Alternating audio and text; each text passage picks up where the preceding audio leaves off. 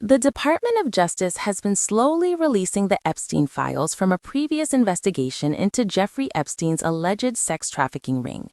The DOJ just dumped another 3 million documents, which included many unredacted emails. One of the people caught in several disturbing email exchanges was a contributor to CBS News. The outlet cut ties with the contributor named in the files.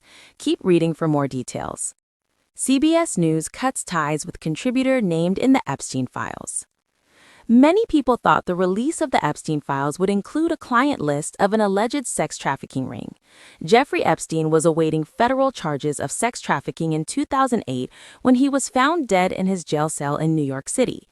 He was previously convicted of prostitution charges. The first files related to the case were heavily redacted. However, the Department of Justice released millions of new files last week. The majority of the files are emails between Jeffrey Epstein and various high-profile people.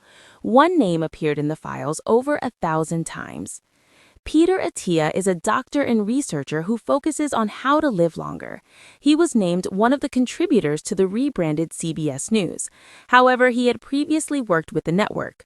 A rerun of an October 60 Minutes episode was supposed to air during the Super Bowl. The episode was an interview between Norah O'Donnell and Peter Attia on his longevity research. However, CBS News pulled the episode from the schedule after Peter Attia's name was discovered in the Epstein files over 1,700 times. A different segment will air instead. This isn't the first time 60 Minutes pulled an episode at the last minute.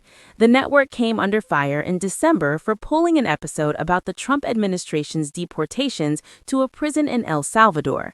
The episode aired at a later date. He issues lengthy apology. While CBS aired the prison episode eventually, viewers may not see Peter Attia again. The network is reportedly considering cutting ties with the celebrity doctor completely. The news division's new editor-in-chief, Bari Weiss, announced earlier this month that the network was bringing in dozens of special correspondents. Peter Attia was included in that, but the backlash from the Epstein connection may cause CBS News to drop him. The longevity expert issues a lengthy apology on social media after the files were released.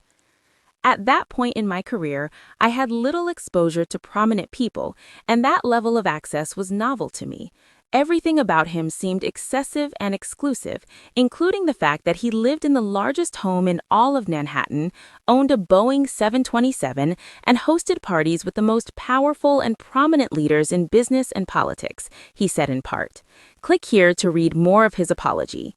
The CBS News correspondent is among the first to face real-life consequences after being named in the Epstein files.